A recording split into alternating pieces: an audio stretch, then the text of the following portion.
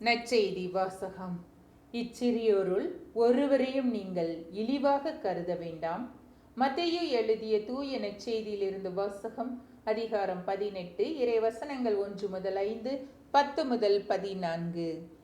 அக்காலத்தில் சீடர்கள் இயேசுவை அணுகி, விண்ணரசில் மிக பெரியவர் யார் என்று கேட்டார்கள். அவர் ஒரு சிறு பிள்ளையை அழைத்து அவர்கள் நடுவில் நிறுத்தி பின்வருமாறு கூறினார்: நீங்கள் மனம் திரும்பி சிறு பிள்ளைகளைப் போல் ஆகாவிட்டால் விண்ணரசில் புக மாட்டீர்கள் என உறுதியாக உங்களுக்கு சொல்கிறேன். இந்த சிறு பிள்ளையைப் போல தம்மை தாழ்த்திக் கொள்பவரே விண்ணரசில் மிக பெரியவர். இத்தகைய சிறு பிள்ளை ஒன்றை என் பெயரால் ஏற்றுக்கொள்பவர் எவரும் என்னையே ஏற்றுக்கொள்கிறார். இச்சிறியோருள் ஒருவரையும் நீங்கள் இழிவாக கருத வேண்டாம். கவனமாயிருங்கள்.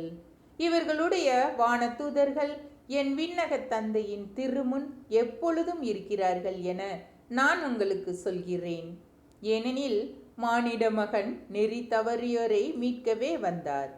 இந்த நிகழ்ச்சியை பற்றி நீங்கள் என்ன நினைக்கின்றீர்கள்?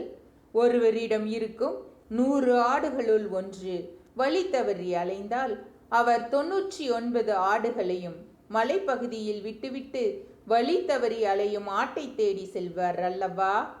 அவர் அதை கண்டுபிடித்தால் வழி தவறி அலையாத 99 ஆடுகளை பற்றி மகிழ்ச்சி அடைவதை விட வழி தவறிய அந்த ஓர் ஆட்டை பற்றியே மிகவும் மகிழ்ச்சி அடைவார் என உறுதியாக உங்களுக்கு சொல்கிறேன். அவ்வாறே இச்சிறியோருள் ஒருவர் கூட நெறி தவறி போகக்கூடாது என்பதே உங்கள் விண்ணக தந்தையின் திருவுளம். ஆண்டவரின் அருள்வாக்கு. கிறிஸ்துவே உமக்கு புகழ்.